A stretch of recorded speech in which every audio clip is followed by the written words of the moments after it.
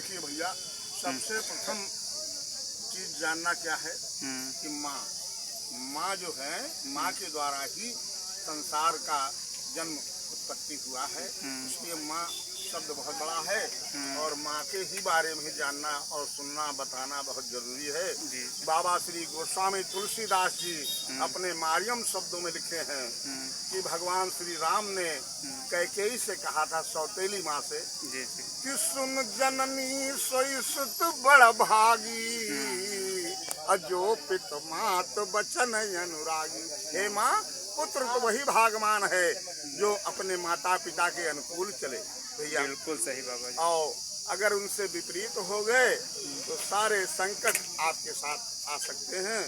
यही हमारा कहना है कि माँ के रिश्ते को कभी नहीं भूलना चाहिए। उनका नाम है जननी, जो जन्म देती हैं उनका नाम है जननी। अब रुक जा, अपने की चीज जल्दी बता दे रहे। हाँ, एक बात याद आ गई है।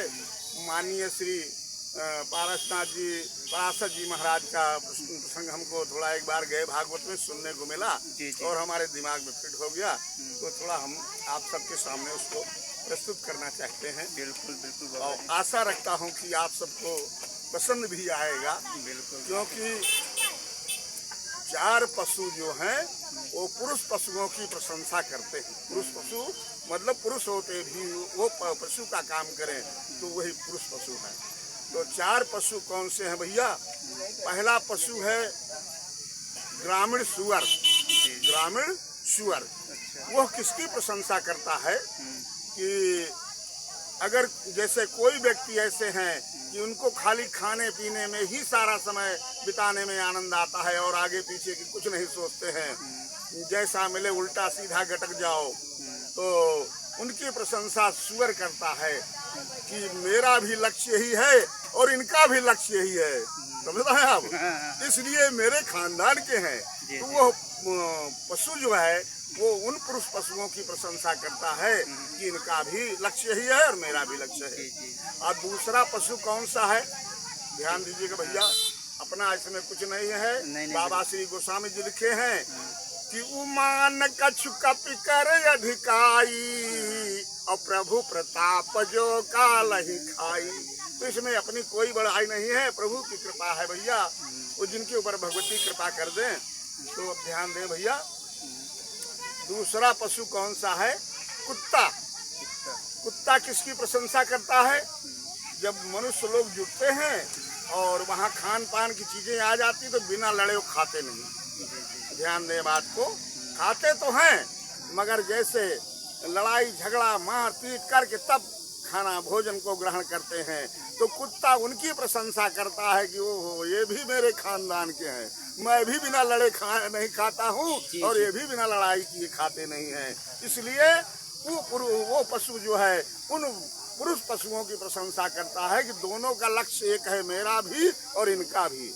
ये भी बिना लड़े नहीं खाते हैं और मैं भी बिना लड़े भोजन नहीं करता हूँ। और देखिए भैया, तीसरा पशु कौन सा है? तीसरा पशु है ऊंट। ऊंट आप लोग जानते होंगे, जब भी चलता है गर्दन ऊंटे ऊपर करके ही चलता है। तो ऐसे कुछ मनुष्य अगर कुछ पद पा गए, मान लो पुलिस हो गए, दरोगा हो गए, फौजी हो गए, डॉक्टर हो गए, मास्टर हो गए इत्यादि, कोई भी उनको पद प्राप्त हो गया तो गर्व के कारण वो ऊपर मुड़ी करके चलते हैं। तो ऊंट भी प्रसन्न होता है कि ये भी मेरे खानदान का है, मैं भी ऊपर मुड़ी करके चलता हूँ और ये भी ऊपर मुड़ी करके चलता है। इसलिए वो पशु ऊंट पुरुष पशु की प्रशंसा करता है कि इनका भी गर्व घमंड के कारण सिर नहीं झुकता है। चाहे मंदिर हो, चाहे मस्जिद हो, चाहे माता पिता हो, चाहे गुरु हो, चाहे भाई बंधु हो, किसी के सामने जो अहंकारी व्यक्ति है वो सिर झुकाना पसंद नहीं करता है। तो भैया 3 हो गए। और चौथा पशु कौन सा है? खर, गधा। गधा किसको देखकर प्रसन्न होता है? जो मानव पूरी जिंदगी भजन में भगवान के काम में तो कम मन लगाते हैं, लेकिन सारी जिंदगी उसी परिवार के पीछे हमारी तरह सारी जिंदगी अटक करके मांग के जांच के मेहनत करके मजदूरी करके उनको पालते पोसते हैं भैया, और लास्ट में उन्हीं से उनको धोखा भी मिल जाता है। तो गधा खुश होता है कि ये भी मेरे खानदान के हैं, क्योंकि गधा को कोई आज तक उपहार नहीं दिया है। जब तक वो रहता है कुम्हार के यहाँ मिट्टी ढोना, कंकड़ ढोना, नाना प्रकार की मेहनत करता है। अब जब मेहनत करने के काबिल नहीं रहता है तो वही मालिक उसको डंडा मार के भगा देता है। तो वो गधा उन मनुष्य को देख के खुश होता है कि मेरी भी यही गति है और इनकी भी यही गति है।